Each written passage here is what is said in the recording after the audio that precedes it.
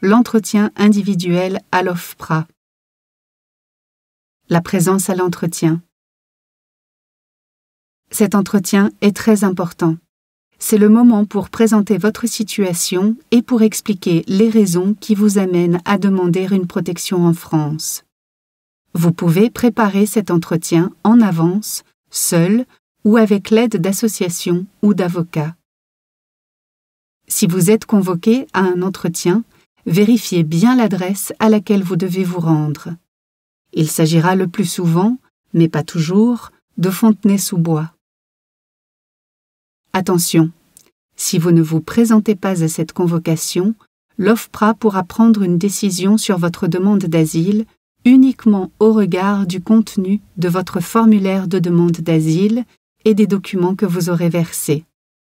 Il est donc impératif, en cas d'empêchement, de prévenir l'OFPRA à l'avance et de justifier votre empêchement.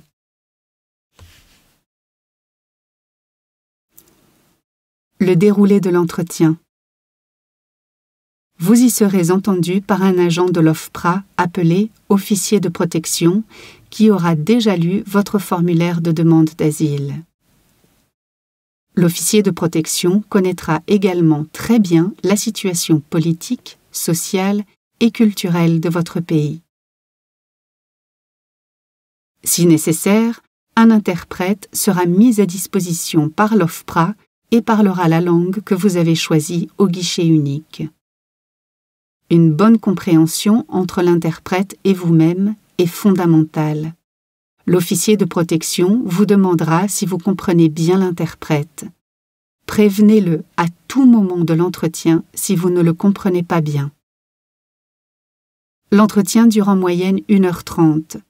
Sa durée est variable en fonction de ce que vous souhaitez dire à l'officier de protection de l'OFPRA. Il s'agit d'un entretien individuel, c'est-à-dire que vous ne serez pas entendu en même temps que vos proches, conjoints ou conjointes, enfants, parents, etc. Vous pouvez être accompagné d'un avocat ou d'un représentant d'une association. Plusieurs associations peuvent accompagner les demandeurs d'asile en entretien. La liste se trouve sur le site internet de l'OFPRA. L'entretien est totalement confidentiel. Vous ne devez pas avoir peur de vous exprimer librement. L'OFPRA ne transmet aucune information vous concernant, que ce soit aux autorités de votre pays d'origine ou à des membres de votre famille, y compris votre conjoint ou conjointe ou vos enfants. La transcription et l'enregistrement de l'entretien. L'officier de protection notera toutes vos déclarations par écrit. Vous pouvez demander une copie de la transcription de l'entretien une fois terminé. Cette transcription d'entretien est aussi confidentielle. L'entretien sera également enregistré, enregistrement sonore et non vidéo. C'est une garantie pour vous que vos déclarations sont bien prises en compte. Ainsi, en cas de décision négative de l'OFPRA, vous pourrez écouter l'enregistrement sonore soit à l'OFPRA, soit à la Cour nationale du droit d'asile si vous effectuez un recours. Objectif de l'entretien. L'objectif est d'expliquer à l'OFPRA pourquoi vous avez fui votre pays ou pourquoi vous craignez d'y retourner. L'officier de protection de l'OFPRA vous posera donc des questions pour bien comprendre votre situation, mais aussi pour vérifier la crédibilité et la cohérence de votre récit. La discussion durant l'entretien. Chaque demande d'asile étant personnelle, les questions posées par l'officier de protection seront différentes d'un demandeur d'asile à un autre.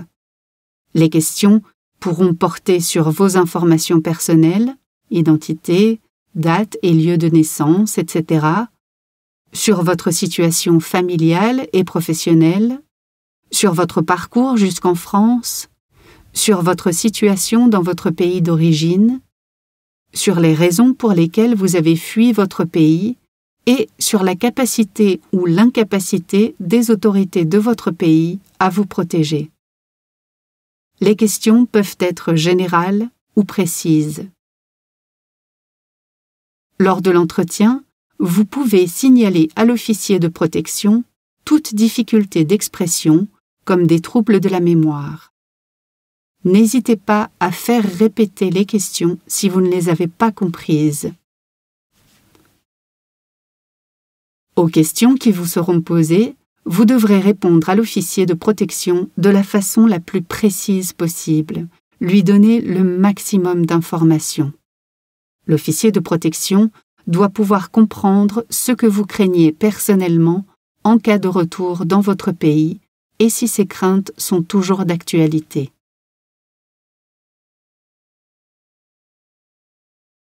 Documents corroborant les propos. Il n'est pas obligatoire d'apporter des documents. Vos déclarations sont les plus importantes. Mais, si vous avez des documents qui sont en rapport avec vos déclarations, par exemple une carte d'adhésion à un parti politique, un certificat médical, il est préférable de les joindre à votre formulaire de demande d'asile ou de les apporter le jour de votre entretien à l'OFPRA, accompagné d'une traduction en langue française.